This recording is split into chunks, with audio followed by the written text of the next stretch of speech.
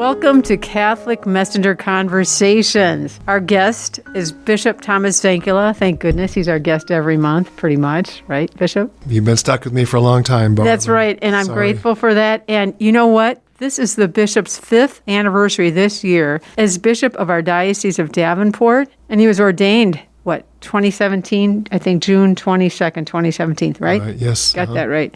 Yep. I have a pretty good memory, right? Yeah, well. And so, Bishop, I wanted to ask you some questions about these past 5 years, kind of reflect on it. I imagine you've been reflecting on them even without my questions, right? Yeah, I have, actually. It seems like they've flown by in some ways. Yeah. It's like, well, how can it be 5 years already? Exactly. Here it is. Well, so I wanted to ask you, evangelization is a centerpiece of your episcopacy, beginning with your Vision 2020 initiative. How's that vision of evangelization in our diocese following your hopes and expectations? Well, it's still out there, and we're still focused on it. It started out, really well with we had the convocation at St. Ambrose, and when was that? 2019, I think. Yeah. And that was really a good experience, and we're going to follow that up with some other things, and then COVID sort of reared its ugly head. So that sort of, okay, well, there it is. And during that time, we did some things that were evangelization related, like the faith sharing groups that we had, the Emmaus groups. Yeah. That was a really positive thing. The people that took part in that, and they could do that online, with COVID and restrictions. And yes.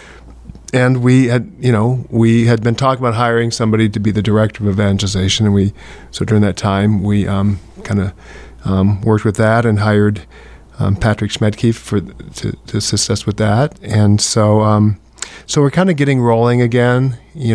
Patrick he's been here a year now, a little over a year, and he's kind of coming up to speed. COVID seems like it's better things. Yeah. Things are better out there, and so we're talking about some things that we can do as a diocese, and that's more. Meanwhile, there's also the synod and listening sessions, and we've listened to people, and we've heard you, and so now let's kind of process that and think about that, reflect on what we've heard, and discern the next step. So that's where we're at right now, and it's in terms of moving towards an action plan at some point. Very good. And you've also hired a social media coordinator. Right. Yeah, another young. So that fits into the whole. Yeah. So we have, and then we have a new. Faith formation. Oh, that's right. And they're all young. I mean, they're all. So we have some new young people that kind of understand the techie world, and and social media, and that, and hope and bring better understanding of people, younger people, and help the rest of us to understand it. Exactly. Yeah. So I'm really excited about that. Oh, that's great. So, Bishop, how has the COVID-19 pandemic shaped your episcopacy and your response to crises in general, or maybe specifically this one? Yeah, so I mentioned before in terms of evangelization how the impact it had. But early on with COVID, everybody's trying to figure out how this virus works, and what we need to do to take precautions. And so we really focused on, everybody was looking at it from that perspective. Let's kind of protect everybody, especially the most vulnerable. And okay, that's fine. And then time goes on, and that becomes more difficult for people to be kind of at home and locked up and whatever. And people start pushing back, and and when in terms of mass, the churches not be open, and so then we need to address that new situation. So what I've done is in my role as bishop, and that leadership role is, I want to protect our people the best I can, and there's the common good. We can be focused on our individual selves, and I want to be able to do what I want to do, whatever. But we need to. Okay, fine. There's that side of things, but there's also the common good, and we need to protect people that are most vulnerable, and so. There's there's people pushing back, and they need to go to work, they need to go to school, there's mental health issues. So then it's like, okay, there's this purist side of things with the science and everything, and then there's people. So I'm like, okay, we need to kind of balance this out. Yeah. I push as far as I can, and then there's, like they always say with laws or rules, if you can't enforce them, or they're not received by the people, they're useless. So Right. I can't enforce these things, and get to the point when they're not received. Well, it's not a perfect world, so let's do the best we can protecting people, and let's recognize just the human side of this whole thing.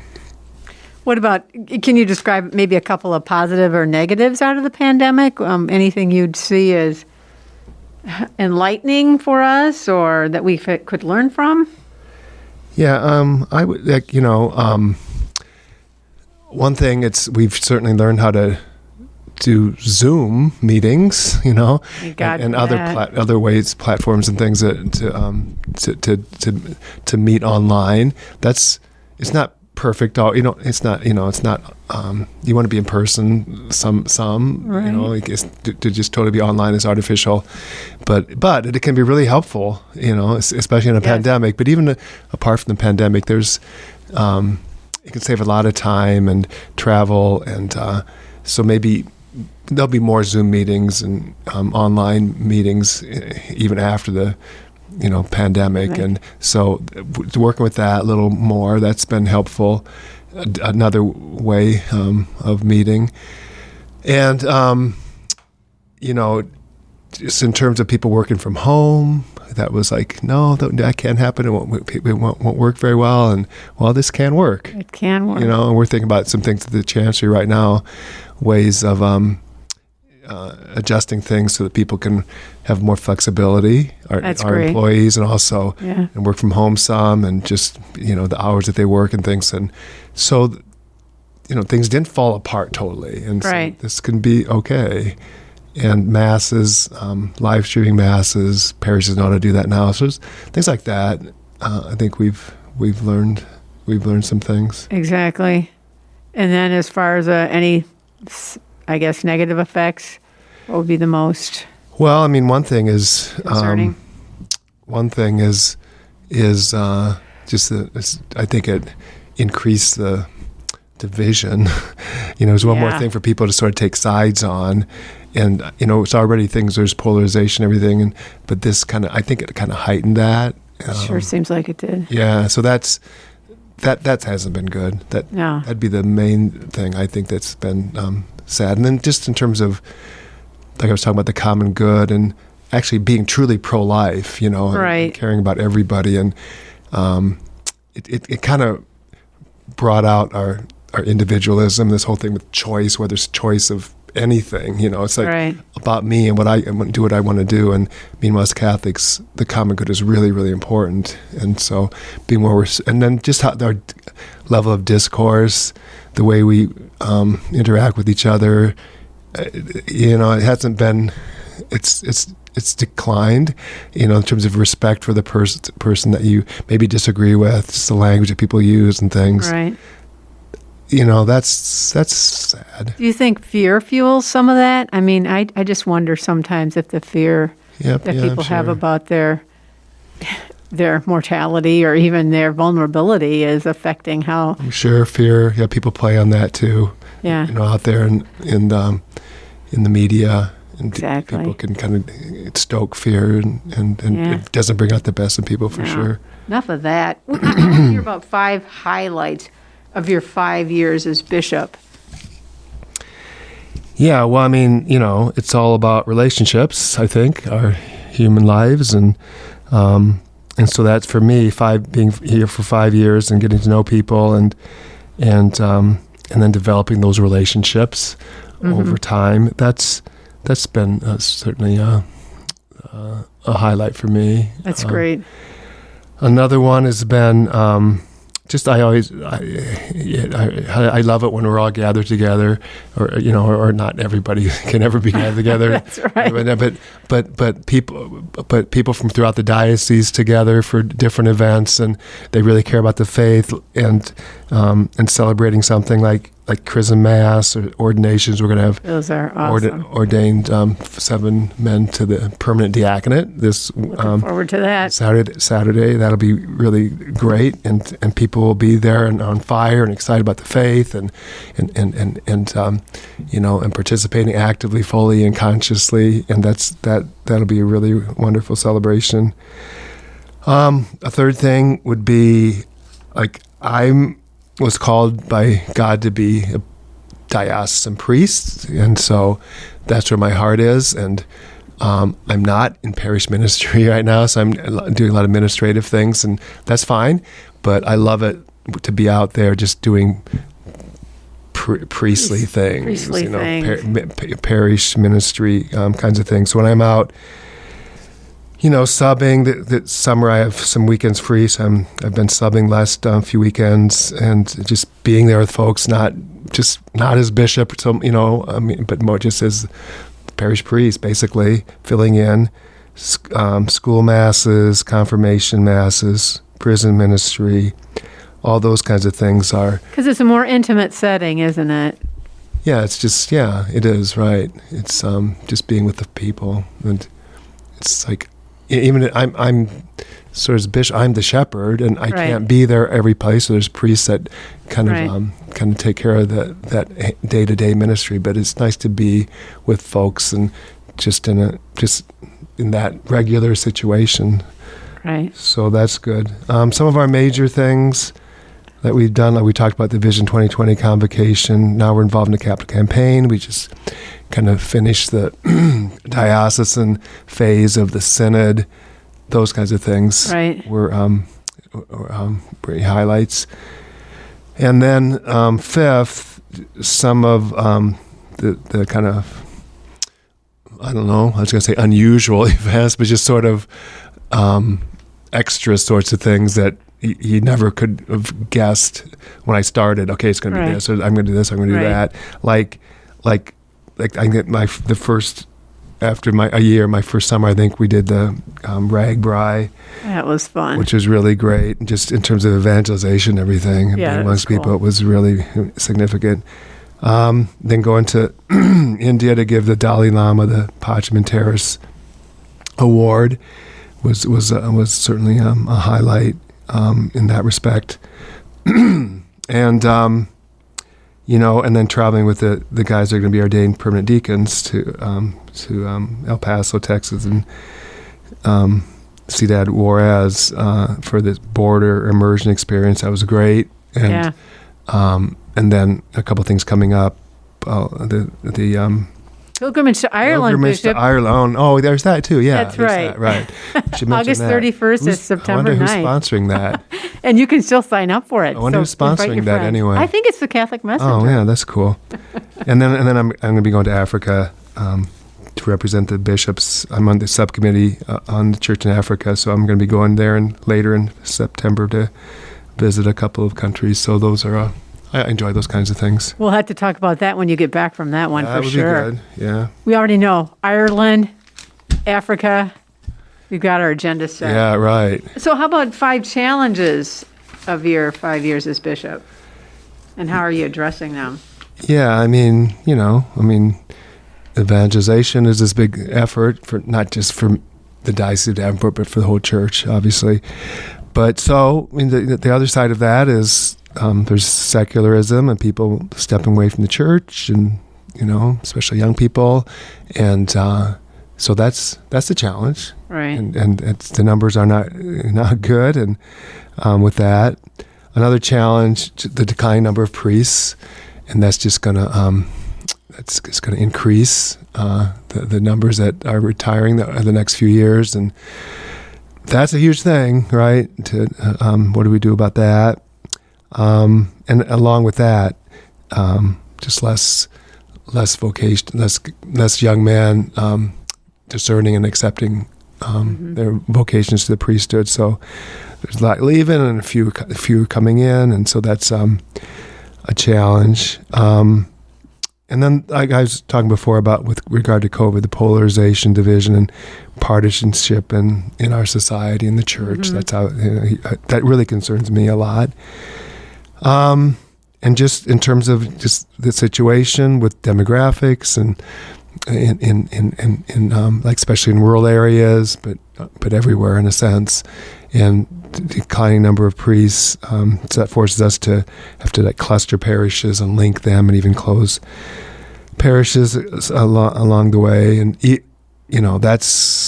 there can be good things that come from that. Mm-hmm. So as hard as that might be, we could talk about that good that can come from that, but it's hard for people when they. It's their church, their parish, their church that they've worshipped in for a long, long time. Them and their family, and then of course, COVID, Right. is obviously has been a big challenge. Exactly. I was wondering, what do you listen to or pray about or talk about on your travels by car around the diocese? Because you do a lot of traveling.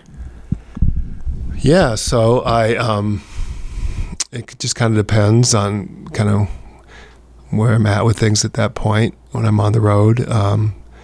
I sometimes listen to music, different kinds of music.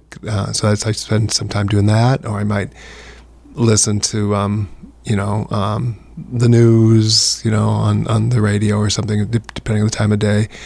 But or I'll pray, and I just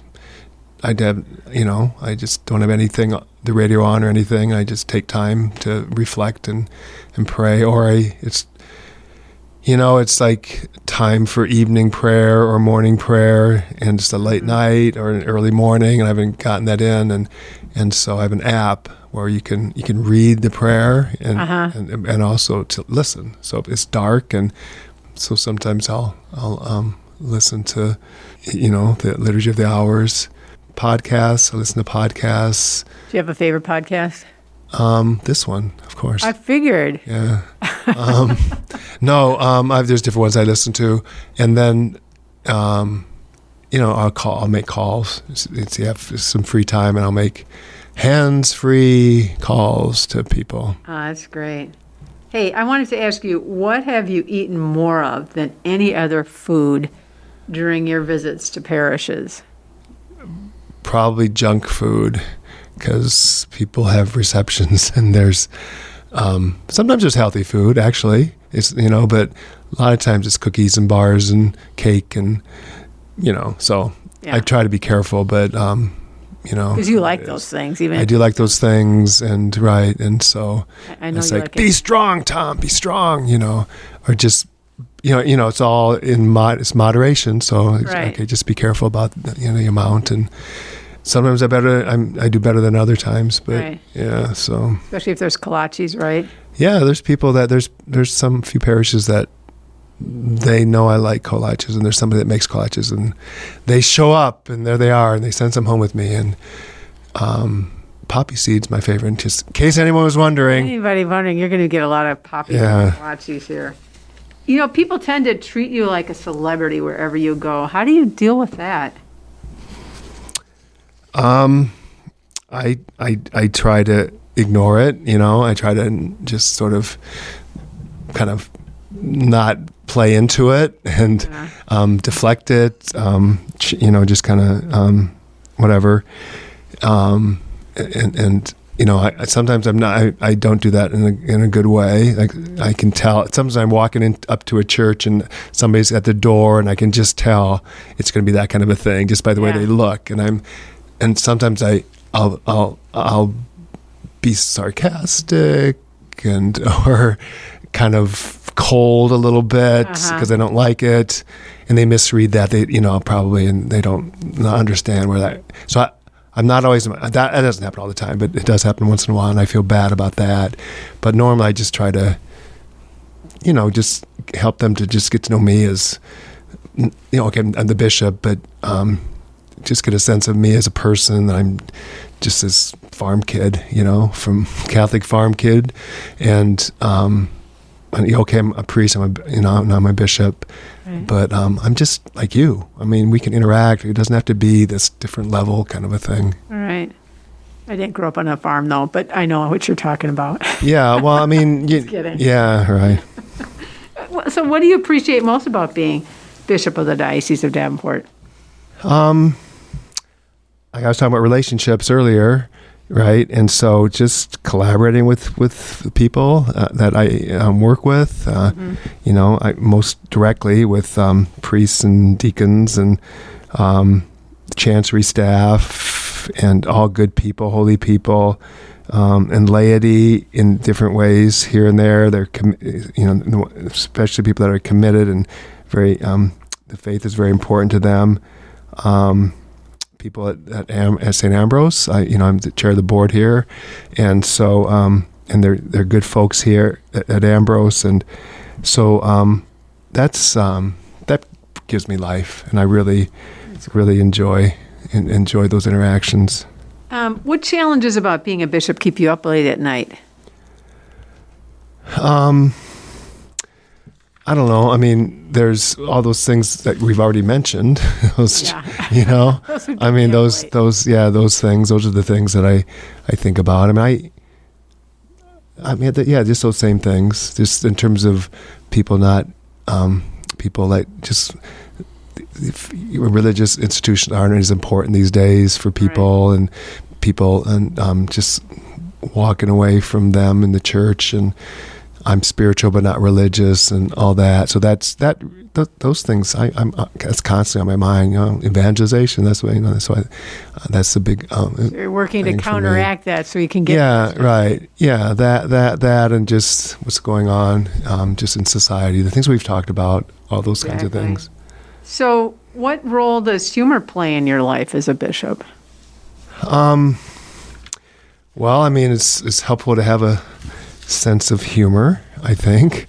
I grew up with, my dad loved to tell jokes. He always had a twinkle in his eye, and in those days there were bohemy jokes, which you couldn't get away with those now. So as a bohemy, he still loved telling those jokes that made fun of bohemies. He loved a good bohemy joke.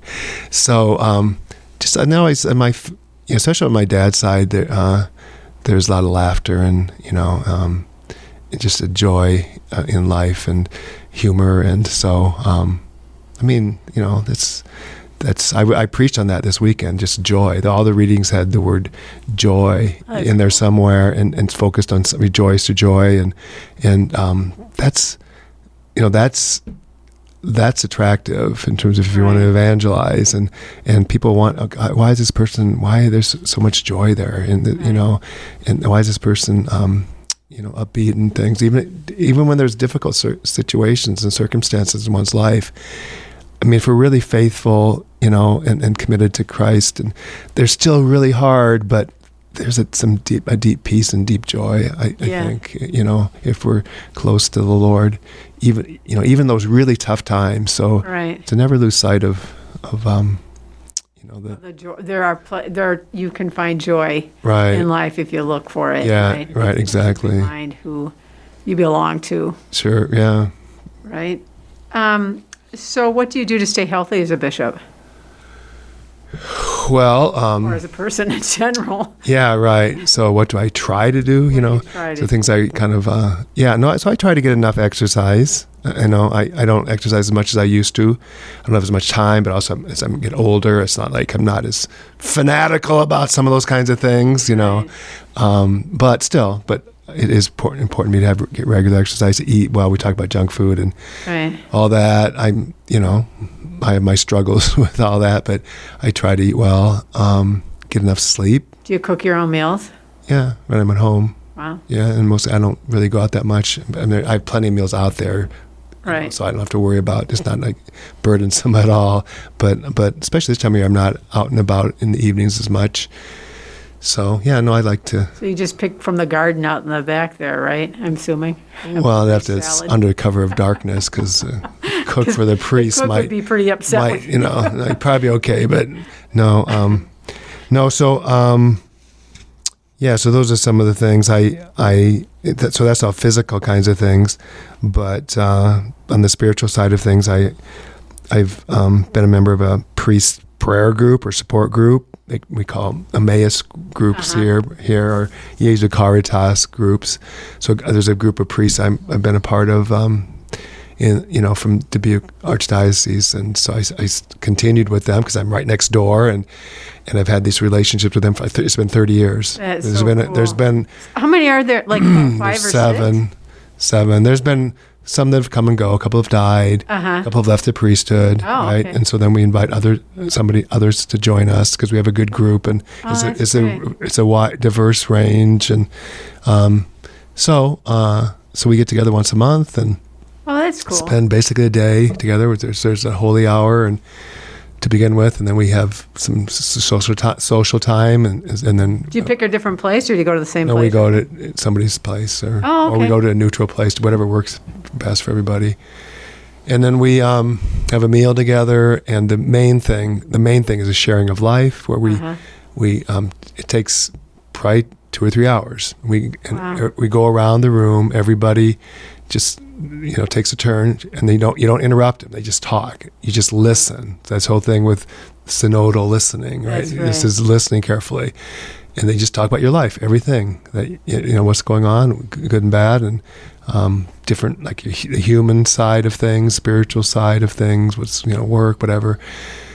And then people have a chance afterwards to ask questions and challenge lovingly or affirm, Wow. So you have accountability partners. Yeah, right, yeah. So then that's pretty much what happened. So it's been really helpful for me to keep me balanced. We were celibate, right? We don't have wives that come home to process things. Right. So do you each take turns cooking, or how do you? Yeah, whoever's hosts, either they cook or we go out to a restaurant or something, or depending on whose turn it is to cook, right? Much, in case they're not a very good cook. Right, yeah. Okay, just thought I'd ask. So, as a parishioner recently asked you if you miss being a priest. How did you respond? Yeah, well, I was just, talking about the terms of highlights and being with the people and subbing on weekends and things, and once in a while there's a baptism and things like that, which is really great. So that's...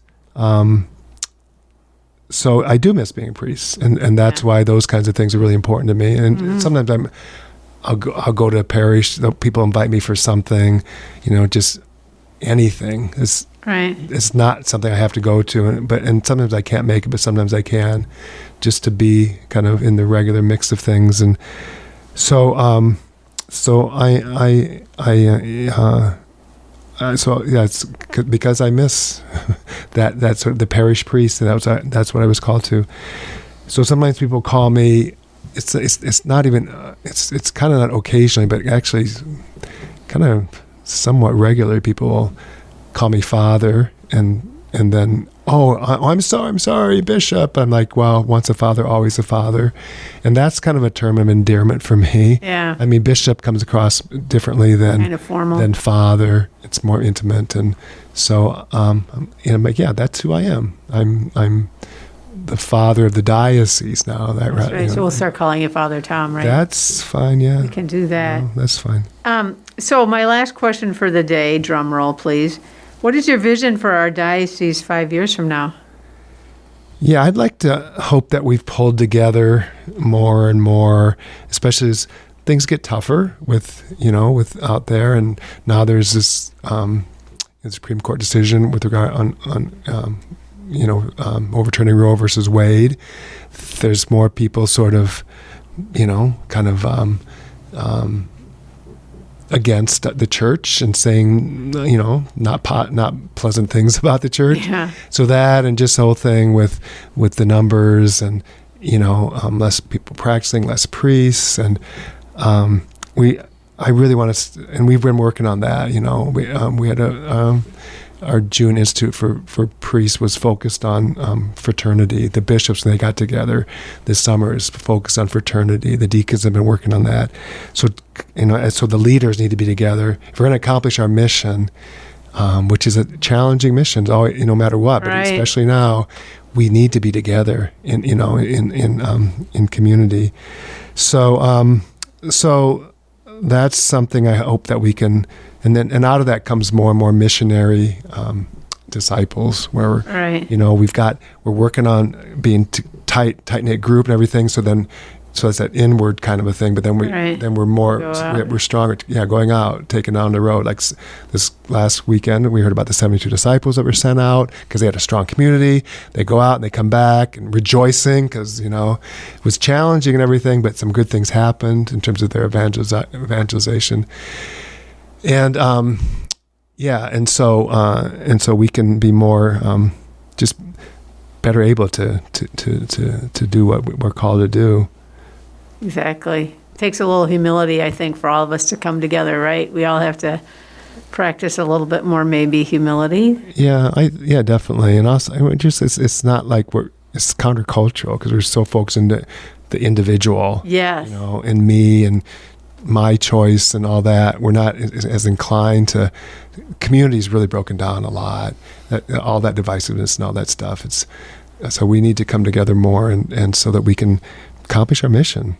Exactly. Very good. Bishop, thank you. This has been a really enjoyable podcast. Appreciate it. Yeah, well, thanks for inviting me to converse with you. We'll see you next month, and we weren't going to tell anybody what the topic is. Because you don't know what it is yet, Barb. Don't say that. Okay, see you next time. You bet.